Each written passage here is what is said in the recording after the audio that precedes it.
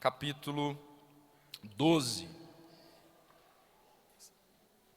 Você já pode deixar a sua Bíblia engatilhada em Romanos capítulo 12, e daqui a pouquinho nós vamos ler, enquanto as nossas crianças saem aí calmamente. As crianças estão quietas, são os pais que saem conversando agora.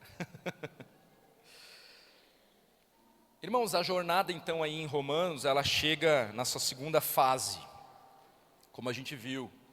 E como é de praxe, né, o apóstolo Paulo, ele, depois de uma exposição doutrinária consistente, que ele fez aqui dos capítulos, está meio ruim o nosso data show, não está bem iluminado, né?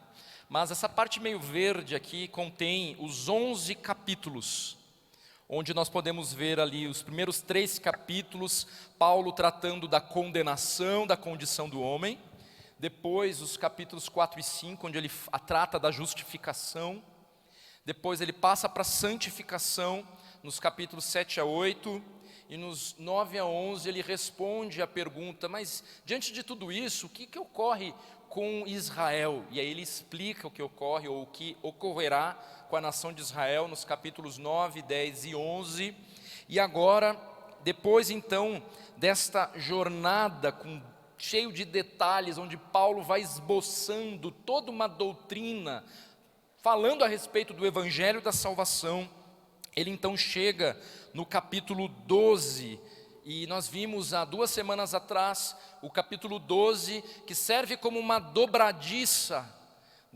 deste livro.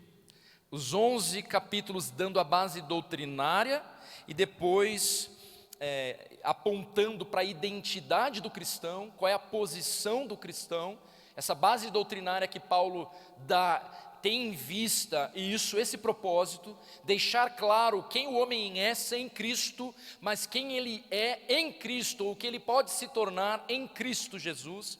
Então, os primeiros 11 capítulos têm a ver com a identidade, com a posição, e o capítulo 12 é chamado aí de uma dobradiça, porque ele meio que é o link entre toda a doutrina e a pergunta para o e daí? Com base em tudo isso, e daí?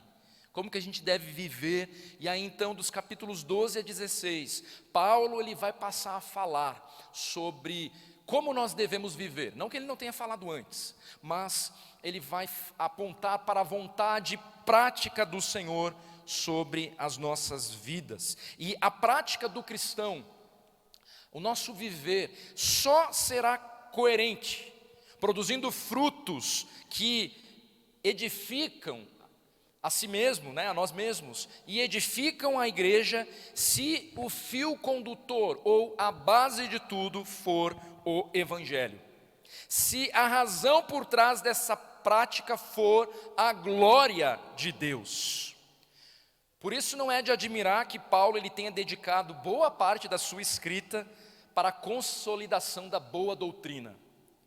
Porque se não tiver uma boa doutrina, todo o nosso fazer, ainda que seja de coisas boas, de boas obras, é como trapo de imundícia para Deus.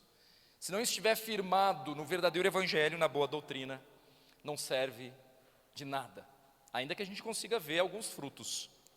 Então, iniciar a carta destacando os deveres práticos, sem se preocupar com qual deveria ser a motivação para estas práticas, seria um erro.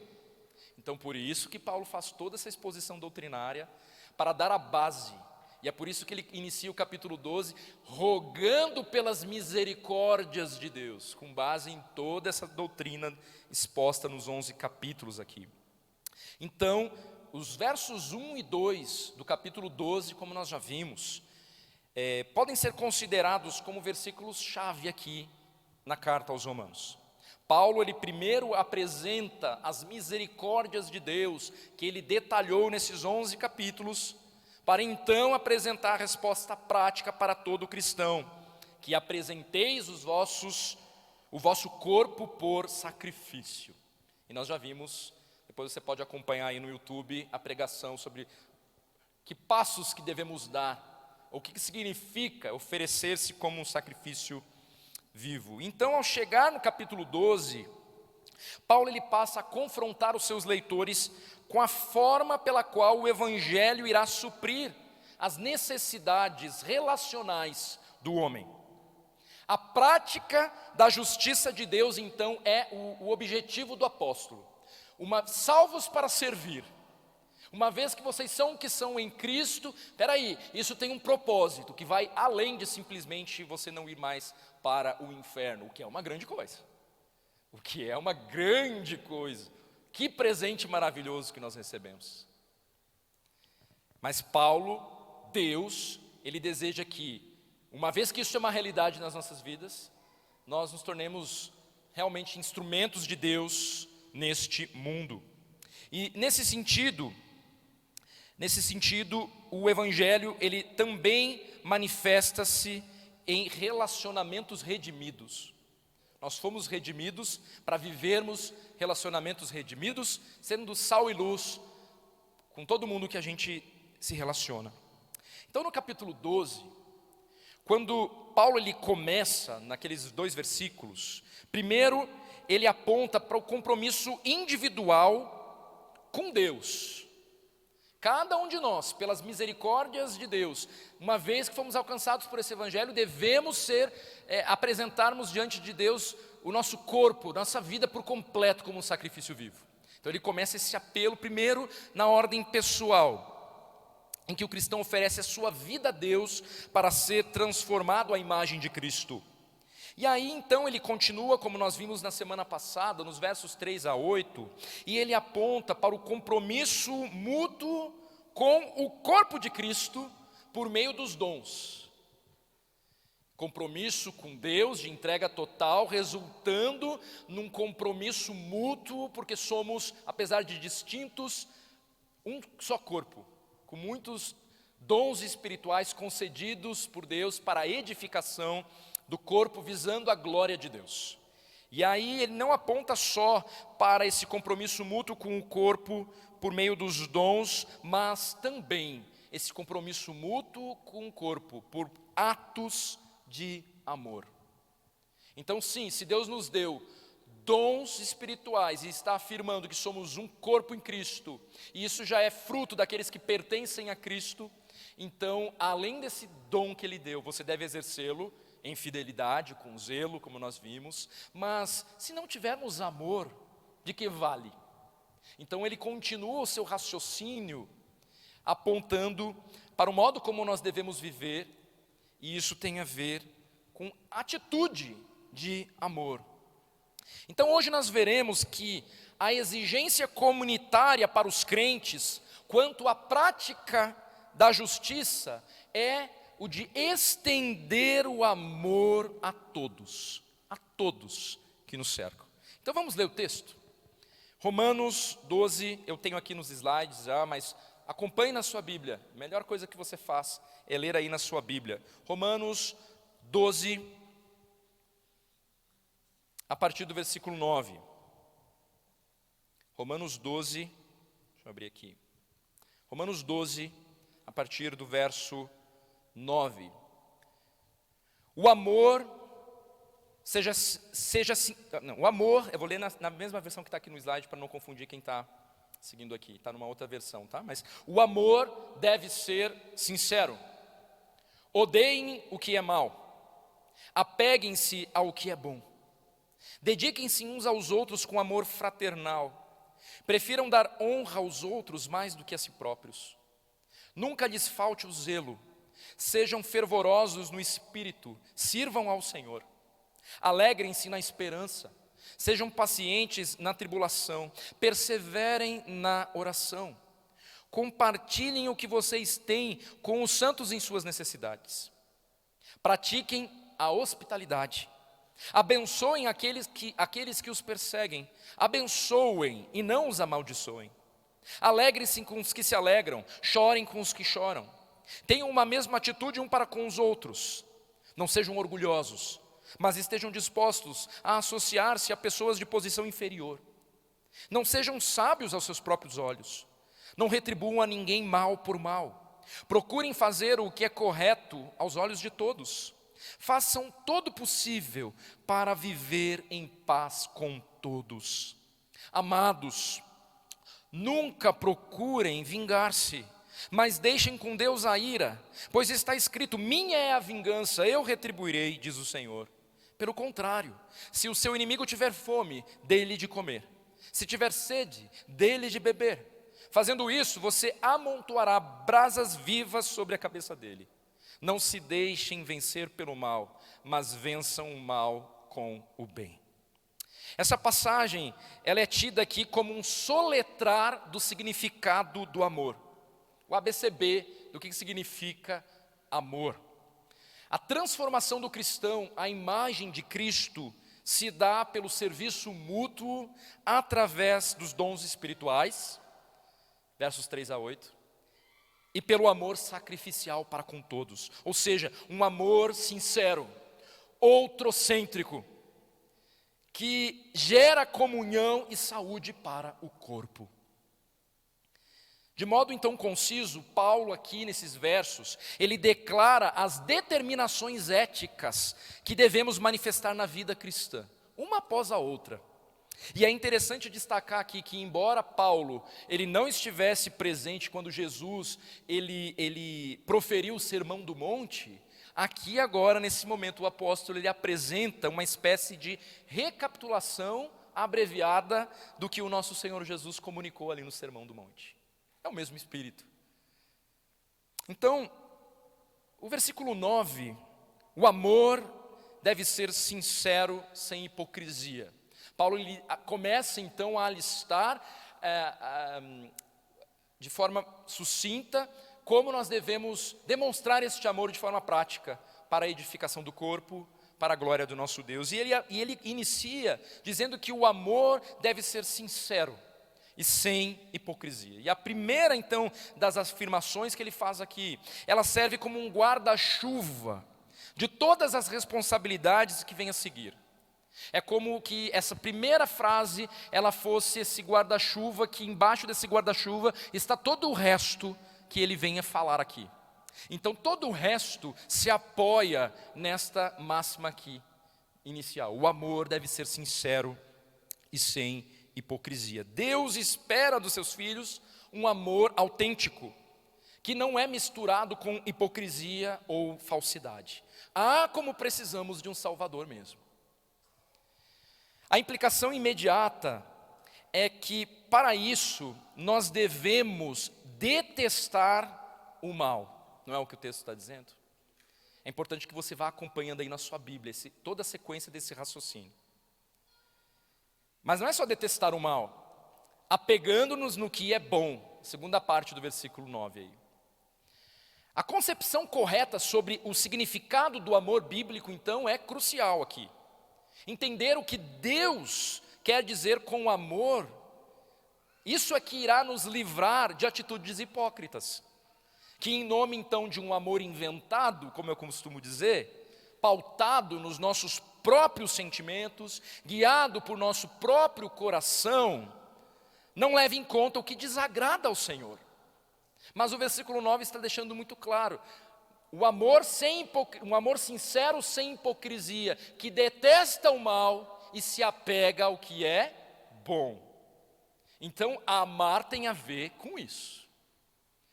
Então, não levar em conta o que desagrada ao Senhor é o caminho mais rápido para você amar de forma hipócrita, de forma que não glorifica o Senhor. Ou seja, se o pensamento que rege a sua vida não, mas determinada atitude me faz feliz, então, ou se determinada atitude irá fazer essa pessoa mais feliz, então amar é ter uma atitude de plena aceitação mesmo, porque o importante é ser feliz.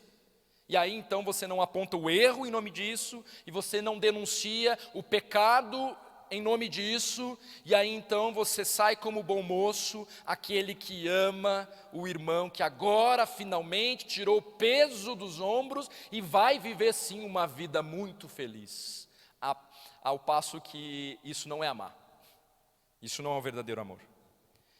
Aqui, Paulo nos alerta, nós não devemos andar na contramão desse tipo de pensamento, devemos detestar o mal. E Paulo usa uma das palavras mais fortes para ódio encontradas na Bíblia aqui. Não se trata então de um simples desagrado ao mal, mas nós temos que abominar o mal. Não é só esse odiar, traz essa ideia de abominar. Odiar com todas as forças o que é mal. Nós devemos encarar o mal como um ataque descarado ao caráter de Deus. Agora, mas o que é mal? E mais uma vez, a referência não pode ser os nossos achismos. Não é a nossa opinião que importa aqui. Então perceba a importância da palavra de Deus como a nossa fonte soberana para encontrar a verdade na verdade. Você percebe? É ela a palavra que afirma o que agrada a Deus e o que o desagrada. Então, amar sem hipocrisia é atentar-se ao fato de que o amor bíblico só poderá ser vivenciado uma vez que nós entendemos que nós não podemos negociar os princípios bíblicos em nome dos nossos sentimentos, em nome do que você sente pelaquela pessoa que você deveria confrontar, por exemplo, os seus pecados. Esse é o caminho. Essa é a ideia desse texto aqui. Que a ideia que precisa entrar na nossa mente para amarmos verdadeiramente e biblicamente. O certo é certo, e alguém já falou, né? O certo é certo, mesmo que ninguém faça. E o errado é errado, mesmo que todo mundo faça. Uma frase clássica aí, né? O certo é certo, mesmo que ninguém faça. E o errado é errado, mesmo que todo mundo faça. E nós como cristãos então nos posicionamos e nos colocamos a amar para a edificação do corpo com essa premissa. Abominando o que é mal e nos apegando ao que é bom. Então enquanto nós desprezamos o que é mal, nós devemos nos apegar ao que é bom. A ideia de apegar aqui é essa ideia de colar no bem. São dois movimentos que você precisa fazer quase que de forma simultânea. Abominando o mal e colando no que é bom. Então você deseja ser uma expressão do amor de Cristo? Eu espero que sim, se você é um filho de Deus. Então, irmão, minha irmã, tenha coerência com a palavra. E deixe de se guiar pelos teus sentimentos, que muitas vezes servem como pedra de tropeço na vida de irmãos e serve para deixar uma igreja doente, porque ninguém tem coragem de confrontar biblicamente pecados que precisam ser confrontados. Agora, devemos fazer isso com amor, já ouviu? Devemos fazer isso com amor. Que amor é esse? São os nossos sentimentos? É claro que a palavra toca os nossos sentimentos, mas não diz respeito aos nossos sentimentos, porque se for só os nossos sentimentos, nós vamos deixar de fazer aquilo que glorifica a Deus, para sermos aceitos por alguém, para evitarmos o conflito, mas nós não podemos negligenciar a palavra do nosso Deus. Então, essa postura deve ser a marca dos nossos relacionamentos. Um amor sincero, sem hipocrisia. E o caminho para a gente viver isso de verdade é abominando o mal e nos apegando ao que é bom. E o que diz o que é bom e mal? É a palavra de Deus, não são os nossos achismos, e muito menos o que você sente ou deixa de sentir, mas é o que a palavra de Deus afirma, como nós devemos viver.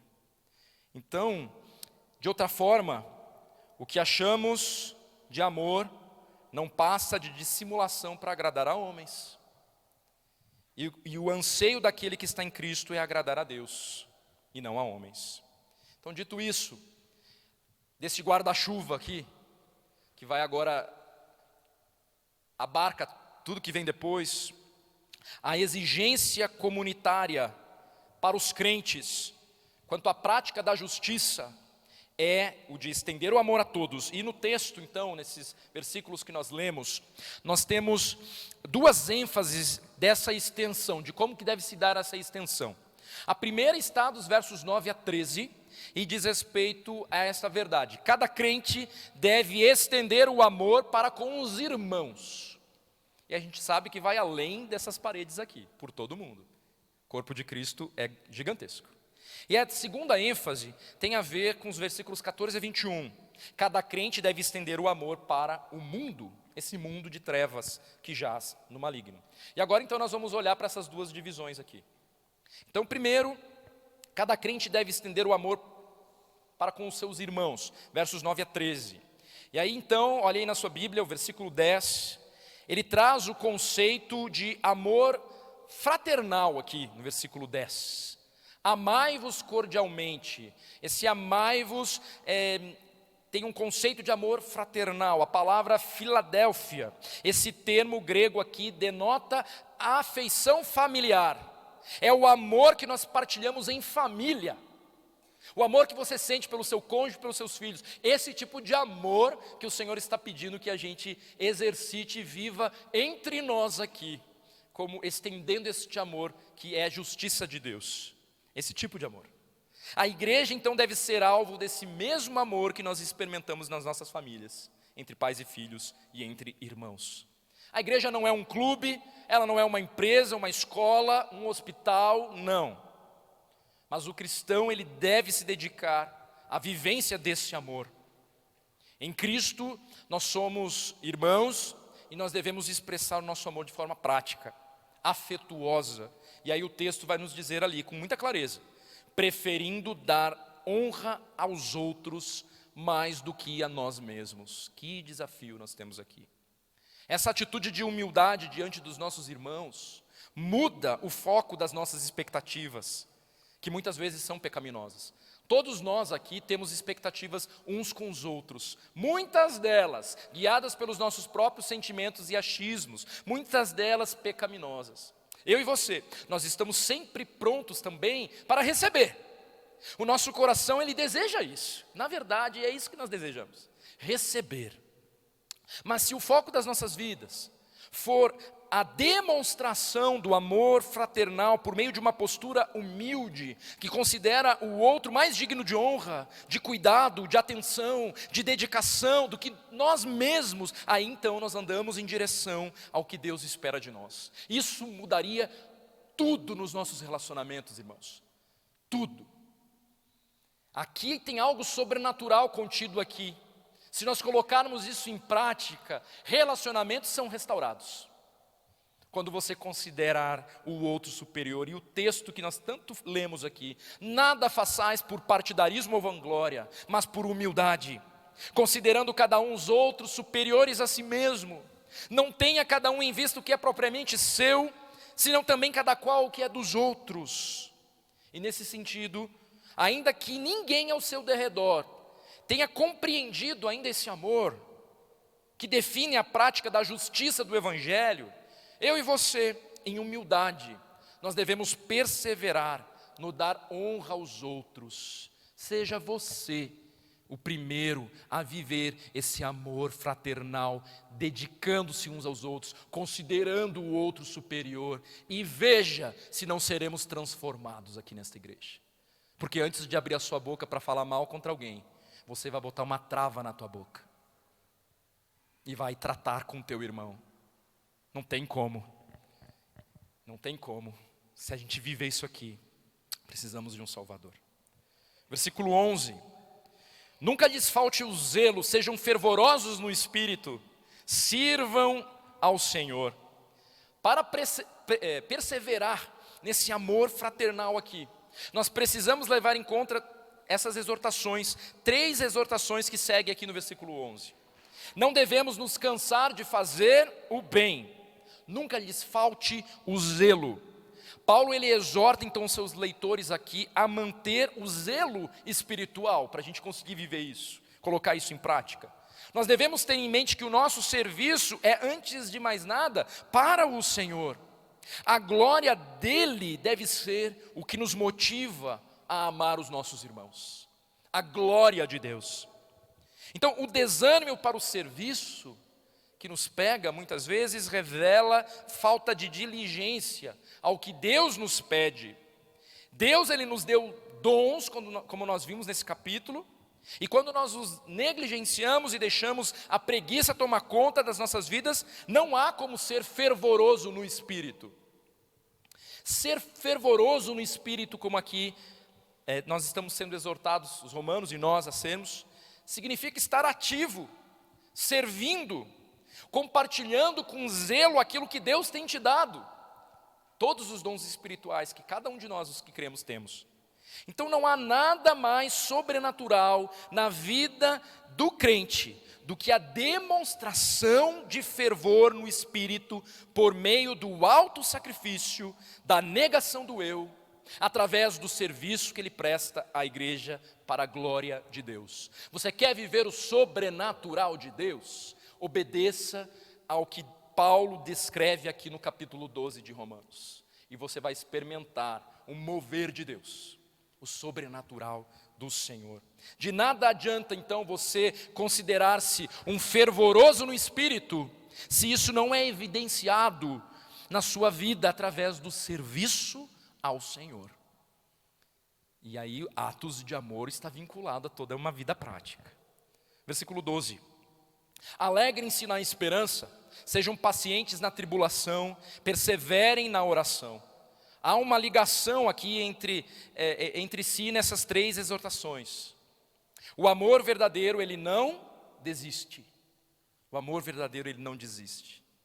Se não possuíssemos esperança, quão assustadoras seriam todas as tribulações que nós temos que enfrentar. E por mais difíceis que sejam as aflições, o crente então, ele pode alegrar-se tendo em vista a esperança que há em Cristo Jesus. Então nós não somos como os demais que não têm esperança, como Paulo nos lembra em outros textos. Nós somos peregrinos nesse mundo, e essa verdade ela deve nos levar à perseverança na tribulação. Então nesse mundo nós teremos aflições. A diligência na oração perseverante é o que capacita o crente a amar e a encontrar alegria em meio a relacionamentos maculados pelo pecado. Nós precisamos orar para viver esse amor sincero, sem hipocrisia, com zelo, com os olhos na eternidade. A oração é um instrumento dado por Deus na luta contra o desencorajamento. Versículo 13. Compartilhem o que vocês têm com os santos em suas necessidades. Pratiquem a hospitalidade. Muito simples e direto. Paulo aqui ele continua ampliando o significado de amar sem hipocrisia. Nós devemos ser aqueles que suprem as necessidades dos nossos irmãos e sermos conhecidos pela nossa hospitalidade. Lá em 1 João, nós lemos essa relação entre o amor sacrificial e o ato de compartilhar o que nós temos com os nossos irmãos. 1 João 3, 16 a 18. Nisto conhecemos o que é o amor. Jesus Cristo deu a sua vida por nós e devemos dar a nossa vida por nossos irmãos. Se alguém tiver recursos materiais e vendo seu irmão em necessidade, não se compadecer dele, como pode permanecer nele o amor de Deus? Filhinhos, não amemos de palavra nem de boca, mas em ação e em verdade. Ser intencional. A pergunta que você precisa fazer para si mesmo é: eu sou intencional ao me informar das necessidades da família da fé? A sua casa, os seus bens, eles estão à disposição do Senhor? Isso tem tudo a ver com um amor que não é hipócrita. Então o referencial para o amor cristão é sempre Cristo. Esse é um dos textos que eu acho mais belos nas Escrituras, 1 João 3,16. Depois de João 3,16, 1 João 3,16. Porque ele faz o elo da cruz que nos alcançou, deste amor sacrificial, e nos manda amar da mesma forma. Há quem esteja disposto a dar a própria vida por alguém, mas terrivelmente contrário a dar a vida, literalmente. Há quem esteja disposto a morrer, essa é a ideia.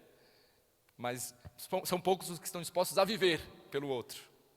E Deus nos chama a ter uma entrega total pelo outro. Então, a exigência comunitária que tem a ver com a prática da justiça é esse primeiro bloco aqui, e esse estender o amor a todos. E a primeira ênfase é que cada crente deve estender o amor para os seus irmãos, versos 9 a 13. De que forma? Com devoção, com humildade, com zelo, com alegria e perseverança e com generosidade. E a segunda ênfase está nos versos 14 a 21. Cada crente deve estender o amor também para o mundo. O amor dentro da fraternidade dos crentes apresenta virtudes que se devem esperar. Mas aqui algo mais é exigido ainda. O amor e o perdão aos de fora da comunidade, incluindo os que perseguem, e incluindo os que desejam o mal. E a gente está partindo do pressuposto que isso aqui se refere a quem? Aqueles que não pertencem à comunidade. Porque parte-se do pressuposto que nós pertencemos a uma mesma família, e que nós não estamos perseguindo uns aos outros, e que nós não estamos nos devorando uns aos outros. Então é por isso que esse segundo bloco só pode ser em relação àqueles que não pertencem a esta família de Cristo Jesus. Estão acompanhando o raciocínio? Concordam? Pois é assim que deve ser. Nós somos uma família, nós não nos devoramos uns aos outros. Esse mundo está disposto, no entanto, assim, a nos devorar, se possível fosse. Mas aí Deus nos pede que a gente estenda a sua justiça com um amor que envolve estes, aqueles que nos perseguem e desejam o mal. E o versículo 14, abençoem aqueles que os perseguem, abençoem e não os amaldiçoem. E aqui também nos lembra o Sermão do Monte, Mateus 5, 43, 48. Vocês ouviram o que foi dito: ame o seu próximo e odeie o seu inimigo, mas eu lhes digo, amem os seus inimigos e orem por aqueles que os perseguem, para que vocês venham a ser filhos de seu Pai que está nos céus. Porque Ele faz raiar o seu sol sobre maus e bons e derrama chuva sobre justos e injustos. Se vocês amarem aqueles que os amam, que recompensa vocês receberão? Até os publicanos fazem isso. E se saudarem apenas os seus irmãos, o que estarão fazendo demais? Até os pagãos fazem isso. Portanto, sejam perfeitos como perfeito é o Pai Celestial de vocês. O amor que aponta para Cristo, então, aqui nesse caso, não está no simples abster-se da retaliação. Você é perseguido, está sofrendo, e aí então você só se abstém da retaliação, né? Eu não vou retrucar, eu vou aguentar firme aqui no osso. Não, vai além. Note, há uma ênfase na disposição bondosa de abençoar. Não é só você não agir com retaliação, mas é você ter uma atitude de bênção sobre a vida daqueles que te perseguem e desejam o mal. Que loucura é essa aqui? E isso sem fingimento. Então o padrão é a própria longanimidade de Deus sobre nós. O padrão continua sendo Cristo, a cruz. Essa atitude só é possível por meio da graça, meus irmãos. É por meio da graça. Nós lembramos aqui agora quando Jesus ensina ali a orar, perdoa como nós temos perdoado. Graça, precisamos dessa graça. A essência da vida cristã, então, é abençoar aqueles que não merecem. Essa é a graça de Deus. Então, se entendemos o quanto nós somos pecadores, se entendemos a graça de Deus derramada sobre nós, cobrindo a nossa perversidade, nos tornando justos, então qual deve ser a nossa reação quando Deus nos der a oportunidade de aplicar essa graça sobre os que nos cercam? Qual deve ser a minha e a sua reação? Abster-se de amaldiçoar os nossos inimigos não é tão difícil quanto abençoá-los e orar para que Deus lhes conceda seu favor e graça. A gente só ignorar é mais fácil. Não, está me perseguindo, amaldiçoando, quer saber? Eu não vou responder aqui porque... Mas Deus não está pedindo só isso para nós. Ele pede um passo em direção de oração, orando, clamando ao Senhor por esses, intercedendo pela graça de Deus. Fazer isso é difícil, mas é isso que significa amar, como Cristo amou. O verso 15 traz a ideia da empatia aqui, verso 15. Alegrai-vos com os que se alegram, chorai com os que choram. Se alegrar com os que se alegram. Às vezes é mais difícil. do que chorar com os que choram, se alegrar com os que se alegram. Empatia, colocar-se no lugar do outro. Nós fomos alcançados por uma graça indescritível e nós devemos então clamar a Deus por aqueles que nos perseguem, orando por perdão e salvação. Empatia com o perdido. E por outro lado, a aplicação aqui também desse versículo, ela também se volta para os relacionamentos com os nossos irmãos. Quando o irmão chora, todos devemos chorar. Não significa ter que apresentar respostas, mas se fazer presente, como se aquela dor de fato fosse nossa. Como se aquela dor de fato fosse nossa. A nossa tendência é nos distanciarmos do sofrimento, mas o recado aqui é direto: devemos chorar com os que choram. E devemos nos alegrar com os que se alegram. Parece fácil, mas a inveja, muitas vezes, toma conta do nosso coração. E isso nos impede de verdadeiramente nos alegrarmos com os nossos irmãos. É possível participar da alegria dos outros, enquanto lidamos com as nossas frustrações e perdas? É difícil demais. É difícil demais. Mas é possível. O amor é paciente, o amor é bondoso, não inveja, não se vangloria, não se orgulha. 1 Coríntios 13:4. Somente o amor sobrenatural de Cristo é capaz de amar assim, desse jeito aqui. Então precisamos, como a Silvinha nos indicou hoje lá numa fala dela na nossa sala na EBD, clamar ao Senhor pela mudança que só Ele pode fazer nas nossas vidas. Senhor, eu não consigo viver isso. Eu preciso de Ti, para que se o Senhor não agir no meu coração, amolecendo esse meu coração duro, não consigo, Senhor. Aí você se dobrar diante de Deus, reconhecendo as tuas debilidades e clamando para que Ele transforme o seu coração, para que você viva este amor descrito aqui em Romanos capítulo 12. Você precisa dobrar o seu joelho. Esse texto de hoje deve ser o teu motivo de oração, clamando para que isso se torne uma verdade na sua vida, todos os dias. Romanos 12, 16, 18. Tenham mesmo uma atitude uns para com os outros, não sejam orgulhosos, mas estejam dispostos a associar-se a pessoas de posição inferior. Não sejam sábios aos seus próprios olhos, não retribuam a ninguém mal por mal. Procurem fazer o que é correto aos olhos de todos. Façam todo o possível para viver em paz com todos. E mais uma vez aqui a ideia de ter a mesma afeição uns para com os outros entra em cena.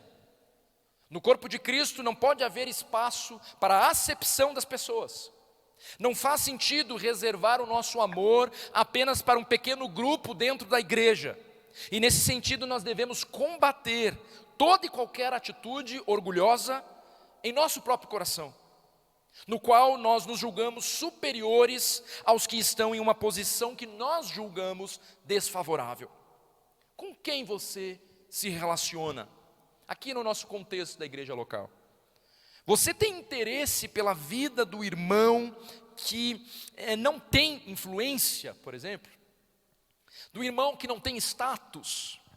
Do irmão que não está no mesmo nível intelectual que o seu? O que no caso não desqualifica com relação à sabedoria que vem do alto em nada, viu? Com quem você se relaciona e por que você se relaciona com essas pessoas? Jesus, Ele se associou com pessoas de baixa posição. É só olhar para o ministério dele. O ser humano é ambicioso, orgulhoso e pensa só em seus interesses. Mostra-se motivado quando vê a possibilidade de ser abençoado. Não é à toa que algumas igrejas estão superlotadas com a promessa de bênção do evangelho do falso amor. Mas o amor de Cristo associa-se com pessoas difíceis, que tomam tempo e não oferecem de imediato nada de volta, nada em troca. E basicamente então nós somos mais parecidos com Jesus quando nós amamos os, entre aspas, não amáveis. Nós nos tornamos mais parecidos com Cristo Jesus. Não sejam sábios aos seus próprios olhos. Esse texto me lembra Tiago 3.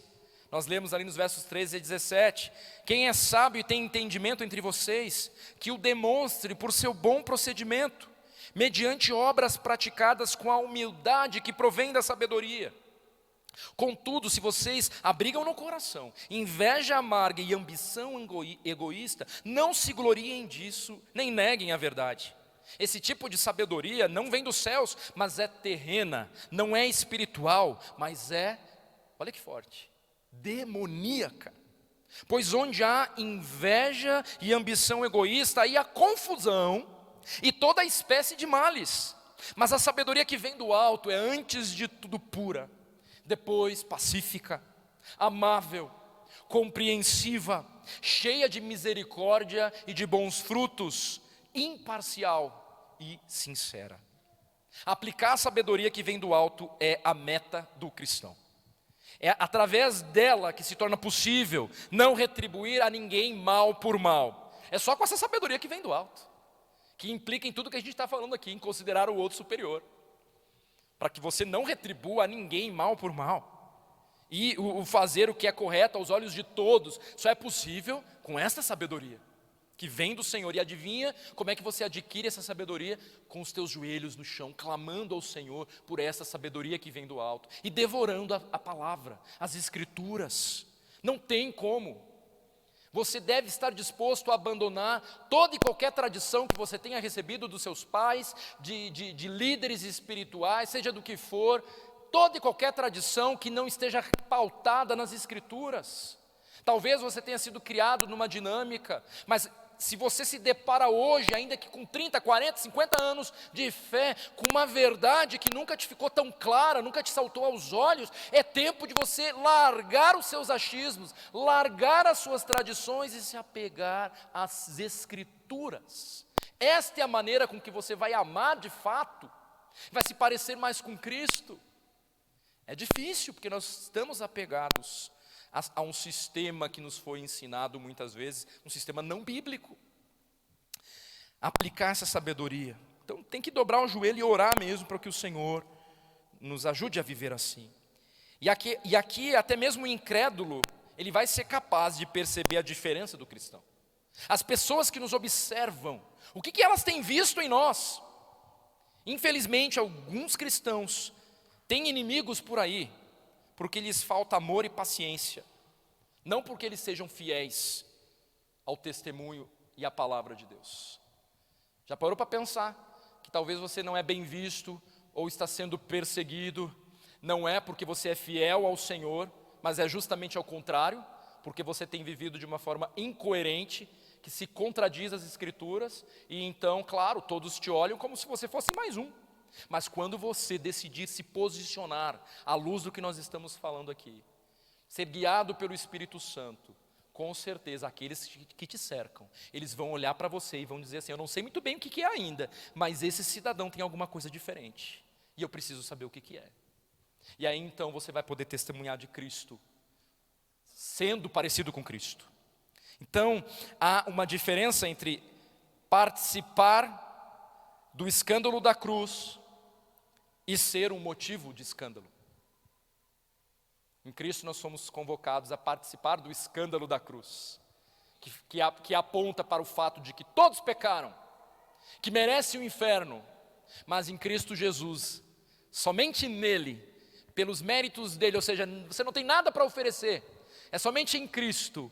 Esse é o escândalo da cruz, que eu e você fomos convocados a vivenciar e a participar. É bem diferente de você ser um escândalo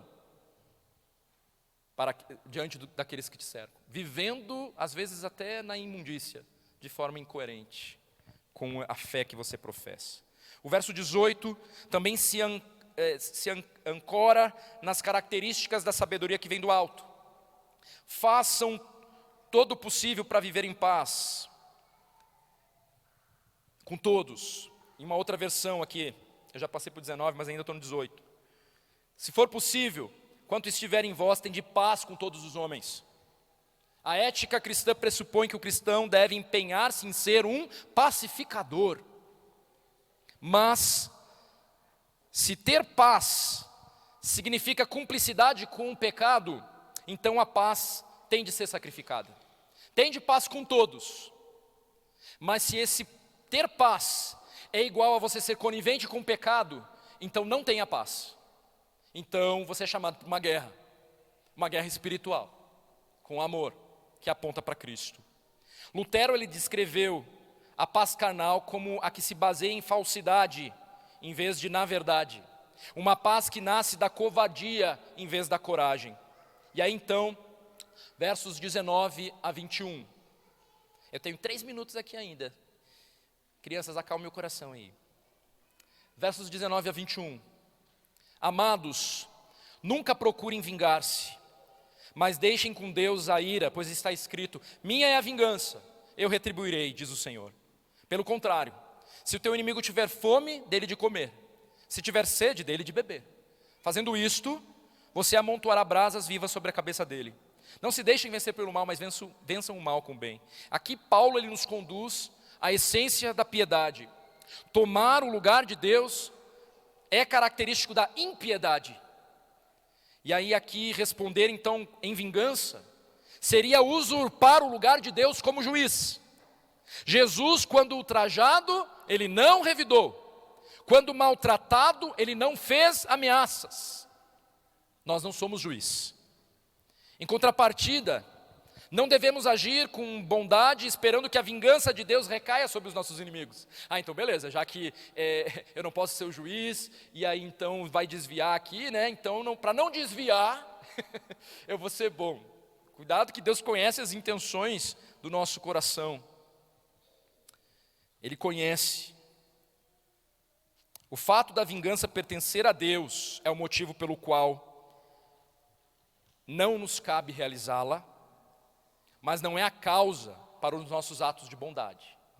Então, pelo contrário, Paulo aqui clama, não por mera passividade, mais uma vez, mas por amor ativo a favor de quem nos causa algum mal. E aí, o apóstolo, ele vai citar aqui algo que está embutido, talvez esteja aí na sua nota de rodapé, Provérbios 25, 21, 22.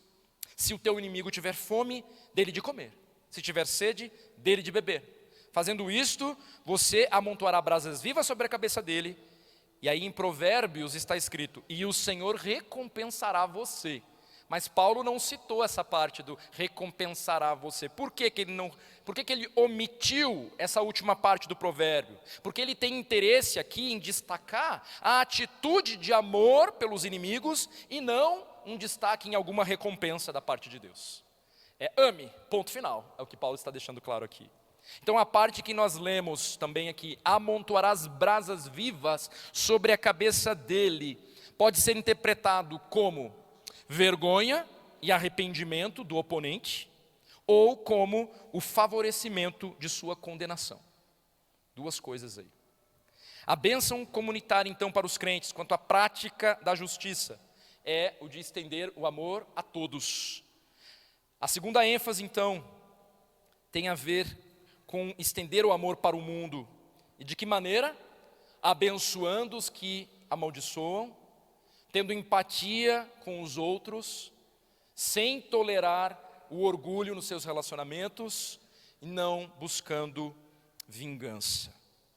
O padrão ético, então, irmãos, para o cristão, leva em conta a necessidade de um Salvador. Nós precisamos de Cristo para responder a este chamado aqui de amor. Se nós estamos em Cristo, nós somos convocados à prática da justiça, andando na contramão desse mundo, do nosso próprio coração, reconhecendo que nós somos soldados em uma guerra espiritual. Então não se deixem vencer pelo mal, mas vençam o mal com o bem. Essa foi a atitude de Cristo, e essa deve ser a nossa também. Então que o Senhor nos capacite a pegar essa lista aqui e torná-la alvo da nossa oração, do nosso clamor a Deus por nós mesmos, e que possamos arregaçar as mangas para sermos este instrumento com os nossos dons espirituais, mas também com atos de amor baseados no caráter de Cristo, e assim certamente a igreja será edificada, e o mundo olhará para nós, e para a unidade que há entre nós, e verá ali vai um povo diferente, e reconhecerá que Cristo Jesus é o Messias. Ele mesmo orou por nós nesse sentido. Nós não podemos ser negligentes.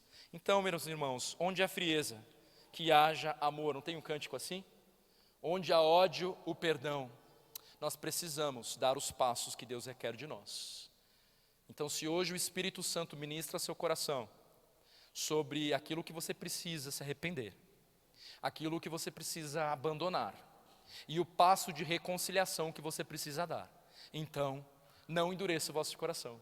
Ouça a voz do Espírito e dê os passos que Ele requer de nós. Vamos orar. Bondoso Deus, a Tua palavra é viva e ela foi lida nessa noite.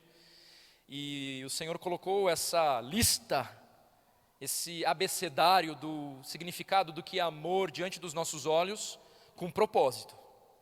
O Senhor nos trouxe essa noite para ouvir esta palavra. Que nenhum de nós aqui saia negligentes a respeito daquilo que lemos e ouvimos, e aquilo que o Teu Espírito Santo, como ninguém, pôde fazer no íntimo e na particularidade de cada um aqui. Então, Senhor, que o Senhor opere nesta igreja o verdadeiro avivamento, que tem a ver com quebrantar de coração, que reconhece a Tua palavra, reconhece a Tua vontade, se sujeita à Tua vontade, e ó Deus, está disposto a ir em direção ao irmão, a pedir perdão, a considerar o outro superior, a verdadeiramente viver aquilo que somos de acordo com a nossa identidade. Ó Deus, repreenda Satanás contra a unidade desta igreja. Repreenda Satanás. O Senhor é poderoso para fazer infinitamente mais do que pedimos ou pensamos. Em nome de Cristo que nós oramos e clamamos, em nome de Cristo. Amém e amém.